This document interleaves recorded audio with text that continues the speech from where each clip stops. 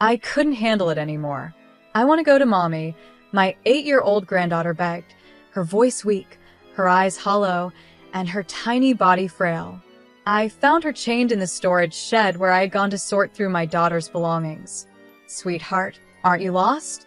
"Your mommy, she's not here anymore," I whispered, trying to hold back the tears. I wanted to comfort her, but the pain of losing my daughter was too fresh, too raw. I wanted to see my daughter too, to feel her warmth, to hear her voice again. As my granddaughter repeated, "I want to go to Mommy," over and over, I felt my heart shatter. Tears streamed down my face uncontrollably. In a moment of utter despair, I made a decision. "All right then, shall we go to the other side together?" I asked, consumed by grief. But just as I placed my trembling hands around my granddaughter's fragile neck, something familiar caught my eye. A memory flashed before me, a truth I had long buried. I froze, my heart pounding. In that instant, I vowed to seek revenge. It feels like yesterday, on Kelly's wedding day, I was filled with joy and pride. I called out to her, "Be happy, darling." My heart was full. I'm Rachel, 62 years old, working as a medical clerk at a nearby hospital. After losing my husband early on, I worked tirelessly to raise my daughter, Kelly, and her younger brother. Kelly was always so kind and thoughtful, much like her father. "Mom, thank you for everything. You must be tired. Let me give you a shoulder massage," she'd say, always finding ways to comfort me. When Kelly grew up, she started an online shop, doing well enough to save a good amount. A few years ago, she married James, an elite company employee, and soon after, they were blessed with a beautiful daughter, Joyce. My son also graduated from university, became a company employee, and started his own life. I thought I could finally relax a little, now that my children were grown and independent. But one hot summer day, Kelly came home with Joyce. Her face was pale, and she looked distressed. "What's wrong, dear? You don't seem yourself," I asked, worried. Kelly hesitated, then sighed, her voice shaky. "It might just be my imagination, but I feel like James has been acting cold towards me lately," she admitted. According to Kelly, James would come home late, reeking of alcohol, and when she tried to talk to him, he would yell at her to be quiet or, worse, ignore her completely. Sometimes, he'd lose his temper and hit or kick her. He even says he doesn't need to contribute to our expenses anymore, because I have my own income. He claims he's saving his share, but he won't even show me the bank book, she said, her voice breaking. "That's troubling," I responded, my heart sinking. "I wonder what's gotten into James. It must be hard for you." Kelly bit her lip, her eyes welling up with tears. She had always been so strong, so patient. Seeing her like this, so broken, hurt me deeply. My daughter was suffering, and I felt helpless. But things would soon take a turn, and the pain would turn into a resolve I never imagined having. A resolve for revenge that would burn brighter than my grief. I gently said to her, "Why don't you try living apart from him for a while? If you want a divorce, you can always come back home. You and Joyce will be safe here." But my daughter didn't agree. "Thank you, Mom, but I think I'll give it a little more time," she said, her voice tired but determined. "Talking to you has helped me feel a bit better. I'm okay, really. I just can't make any quick decisions with Joyce to think about." She forced a smile, trying to reassure me, even though her eyes betrayed her worry. "Besides, James used to be kind. Maybe if I try harder, he'll go back to how he was before. I'll give it a bit more effort," she added, her voice trailing off. With that, Kelly left with Joyce, looking lonelier than ever. If only I had taken her concerns more seriously that day, maybe things would have turned out differently. That decision would haunt me forever. A month later, I received a sudden phone call from James. His voice was cold and matter-of-fact. "Kelly is gone," he said flatly. "What do you mean, gone? That can't be true," I shouted, unable to process the words. James claimed that Kelly had taken her own life by jumping into a waterfall, and she had taken Joyce with her. He mentioned a supposed suicide note, typed on her computer, saying, I've lost confidence in living. I'm leaving with Joyce. I was in shock. My beautiful, kind daughter gone. But before I could even react, James's words cut me deeper. I lost my daughter because of Kelly. What are you going to do about it? His tone was accusatory, filled with bitterness. What do you mean? I stammered, barely able to speak through my grief. This is your fault, he snapped. Kelly became this way because of how you raised her. She turned into such a terrible woman, dragging her own child into this. Isn't that on you? My heart stopped. How could he blame me for this? My mind reeled from the shock of losing Kelly, and now James was accusing me of being responsible. If only you hadn't raised her like that, James continued, his face twisted with anger. And to make things worse, Joyce's body hasn't even been found. I don't care about Kelly, but my daughter Joyce, I just want her back. The pain of his words was unbearable. And then, as if to add insult to injury, he told me something even more horrifying. He had already cremated Kelly in a private funeral and scattered her ashes at sea, all without telling me. It would have looked bad to the public if people knew, he said coldly. How could you do that? I screamed, pushed to the edge of despair. I didn't even get to say goodbye, to see my daughter one last time. The grief and helplessness overwhelmed me. I couldn't eat, couldn't sleep, couldn't focus on anything. I took a leave of absence from work, but even then, the pain wouldn't stop. Every day and night, the images of Kelly and Joyce haunted me. The tears wouldn't stop flowing. 2 weeks later, James called again. This time, his voice was filled with impatience. I need to move on, so I'm going to start sorting through Kelly's things. I'm throwing everything away. The thought of him discarding her belongings like they meant nothing tore at my heart. I couldn't let that happen. Please wait, I interrupted, my voice trembling. Let me do it. Please let me go through her things. James didn't argue. He simply hung up, leaving me to pick up the shattered pieces of my heart once again. I wasn't there for my daughter's final moments, but at the very least, I wanted to be the one to take care of her belongings. James wasn't happy with my request, but I couldn't back down. It was far too soon, only a week after her death, to start sorting through her things. It didn't feel right, and I had a nagging feeling inside me. My daughter had come to me when she was struggling, and I couldn't fully trust James's intentions. I needed to see for myself if there were any clues or explanations about what had really happened. Unable to sit still, I went to my daughter's house the next evening. I couldn't reach James on the phone, so I decided to wait outside. The hours dragged on, and even as the night deepened, he didn't come home. Feeling uneasy, I tried calling him again, but this time, I was met with a sudden outburst of anger. It's so inconsiderate of you to show up unannounced. I'm working late today, so go home. Didn't I tell you I would handle Kelly's things? Don't ever come to my house again, James barked. I'm sorry to bother you when you're busy, but Kelly gave me a spare key in case of emergencies. Couldn't I use it just this once? I asked, trying to reason with him. Of course not. Jeez, what a pushy old hag. I'll sue you if you even think about stepping foot in here, he shouted, his cold words cutting through me like a knife. He hung up abruptly, leaving me standing there in shock. I didn't have the courage to enter the house without James's permission, so I started to leave. But then, something strange caught my attention, a foul smell, like rotting garbage, coming from the backyard. An unsettling feeling washed over me. What could that be? I followed the smell to the storage shed behind the house. As I walked closer, a wave of dread settled in my chest. Peering through the small window, I saw something moving inside. It was too dark to make out what it was, but it looked like a living creature. I felt a chill run down my spine. My instinct screamed at me to leave, but something inside told me I couldn't just walk away. I tried to open the shed door, but the old lock was rusted, and the door was blocked with something heavy, like a stick. Determined, I shook the door violently a few times, and finally, it gave way. My hands trembling, I stepped inside, my heart racing. What I saw was beyond anything I could have imagined. My granddaughter, Joyce, who I had been told was missing, was chained up inside the shed. Joyce, I whispered, rushing to her side. My granddaughter looked up at me slowly, her face pale, her body frail and emaciated. "Grandma," she said in a soft, confused voice. Around her were scattered empty lunch boxes, some rotten and half-eaten pieces of bread.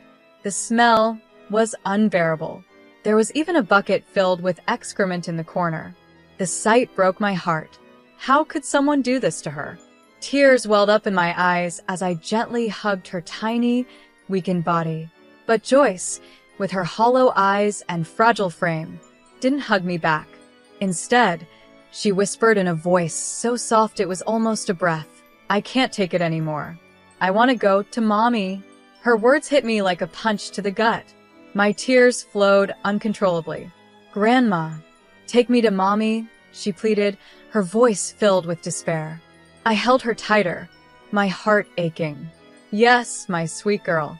We'll go together," I whispered, overwhelmed by the grief of losing my daughter. At that moment, all I wanted was to make her pain go away, to take her to the place where she could be with her mother again, far away from this horror. I placed my trembling hands on Joyce's neck, intending to leave this world with her. But then, something caught my eye: the necklace around Joyce's neck. It was the one I had given Kelly as a protective charm. My breath caught in my throat. There was something else attached to it, a key that shouldn't have been there. "Where did you get this?" I asked, pointing to the key, my voice barely above a whisper. Joyce looked up at me with her tired eyes and responded. Her next words shook me to my core. I felt my heart race, my blood boiling with anger. So that's what had really happened. I couldn't believe it, and I knew in that moment I could never forgive him. Not after this. I quickly found a pair of pliers in the shed and managed to cut the chain that bound Joyce. Without wasting any more time, I took her with me, heading to a place where I could plan what to do next. My mind was set. I would get justice for Kelly. I would seek revenge. The very next day, James stormed into my home, his eyes wild with rage, his face red with fury. He was out of control. "You took Joyce, didn't you? She's my daughter. Give her back," he yelled, his voice filled with desperation. I remained calm. "I'm sorry, I don't understand. I've called you countless times, and you never answered. Isn't Joyce supposed to be missing?" I replied, pretending to be confused. James's face flushed even redder, and he yelled louder, completely unaware that his own words were contradicting each other. "You know what I mean. I know you have her. But wasn't Joyce missing?" I asked again, watching as James fumbled over his words, trying to find a way out of the lie he had created. His anger flared again, and he shouted, "You dare call yourself a parent after what you've done to her? She's just a spoiled brat who doesn't listen. I was only disciplining her. Kelly couldn't handle raising her. That's why she took her own life." I stood there, stunned at his audacity.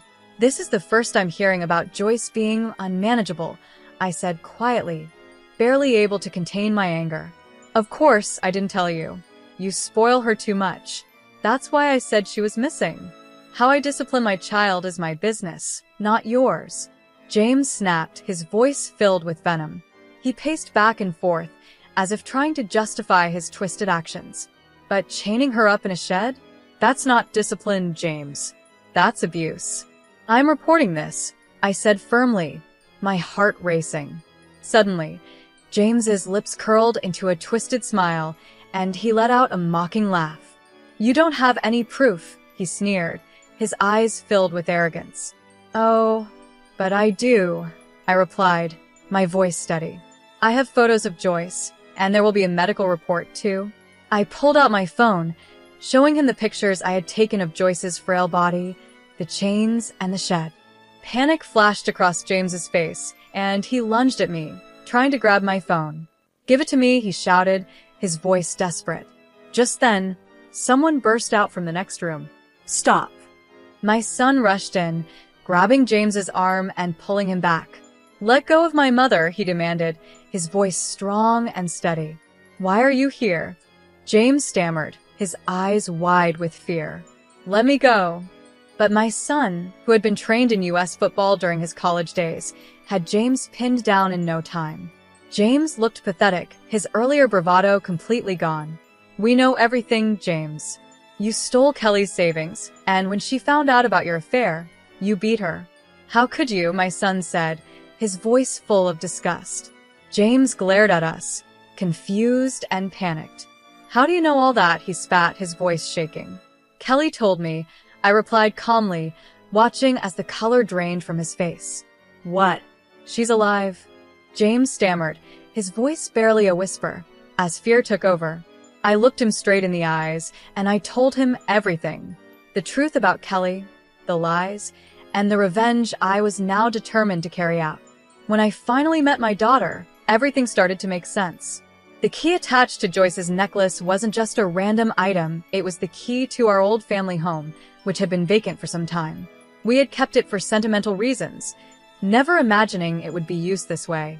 At that moment, Joyce had pleaded with me, her small voice trembling. Mommy said this necklace was a charm. Mommy is hurt. Please help. Hearing this, I felt a glimmer of hope that my daughter might still be alive. After rescuing Joyce, I rushed straight to the old family home, my heart pounding with fear and hope. When I arrived, I found Kelly collapsed on the floor, barely clinging to life. Kelly, hang in there, I cried, lifting her limp body into my arms. I heard a faint whisper escape her lips. Mom, at that moment, Joyce clung to Kelly, sobbing, Mommy, I missed you. I quickly called 811, and soon after, Kelly was rushed to the hospital. The doctors told me that if we had been just a little later, she wouldn't have survived. Joyce, too, was in a terrible condition, malnourished, and weak, so she was admitted to the hospital as well. Despite everything, I felt a surge of relief and joy from the bottom of my heart.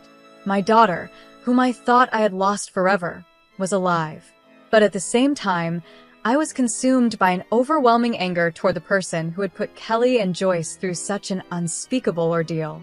Once Kelly regained consciousness in the hospital, she told me the full story. It all started when she had discovered evidence of James's affair and his embezzlement of her money. She found incriminating files on his computer and confronted him. But instead of apologizing, James flew into a violent rage. He beat and kicked her, injuring her severely. Kelly, clutching her stomach in pain, begged him for help, but James only laughed and walked off to the bedroom as if nothing had happened. Knowing it wasn't safe to stay in the house, Kelly decided to flee.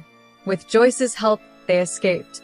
But James had taken everything: her bank book, wallet, and phone.